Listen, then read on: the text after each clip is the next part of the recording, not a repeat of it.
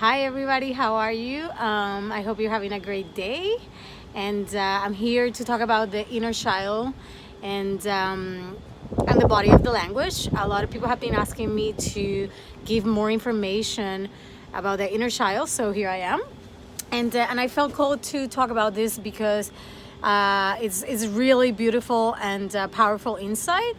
So basically, what I have remembered in my life and an experience, right? Because I will never share something that I haven't experienced myself, is that the inner child in a higher level of consciousness, and I say higher because there's no levels to anything, but for our terms, right, in human terms, in a higher consciousness, the inner child is basically an energy that lives in our cells, in our body cells. So literally becomes that it is our body, and the way it speaks to us is through our bodies, the sensations, the feelings we get in our body.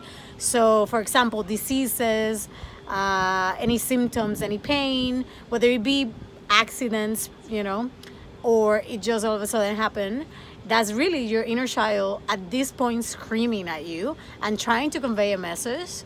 And because you haven't obviously listened to her or him prior, now it's like, okay, I'm gonna scream to the top of my lungs and make sure they get it.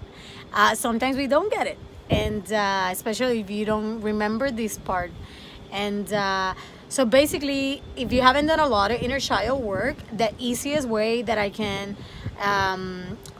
tell you to start diving into this is to get a book called The Body of the Language by one of my awesome and amazing teacher, Ina Segal. And so again, Body of the Language, Ina Segal, the author. And it's really awesome book because it literally goes through symptoms or disease, and then it gives you the possible contributing factors, emotional, right, roots of things.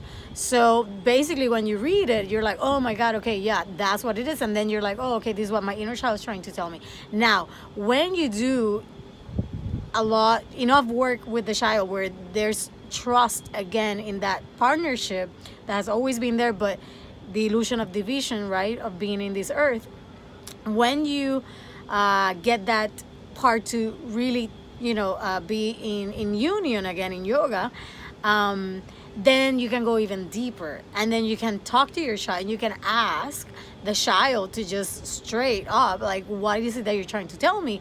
And you can ask, like, is it from this lifetime or is it from another lifetime?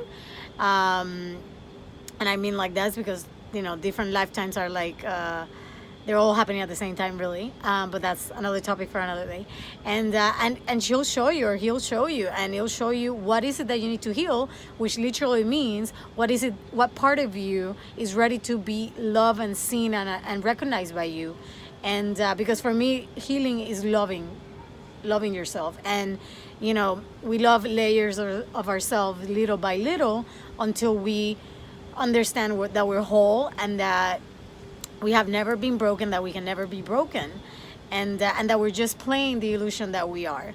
So it's really just a remembering, these layers, right? This healing path is really to remember that we're whole, that there's really nothing to heal, really, except the fact that we need to love ourselves and then really understand and experience that wholeness through loving ourselves.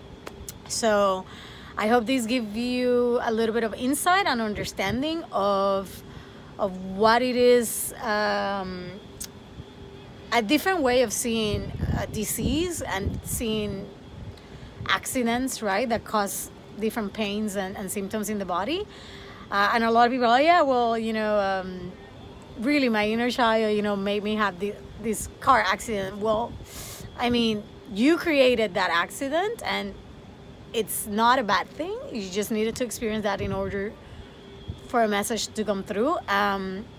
Again, I'll make another video about what it is for me, right, to take responsibility and being the creator of my entire life, and that means the good and the not so good, right? So and yeah, and I'll do one because I really want to share something that actually just happened to me, that it was quite deep, and I think it's everybody's a lot of people are ready to hear this. So anyway, hope this gives you a little spark of remembering, and see you later. Love you guys.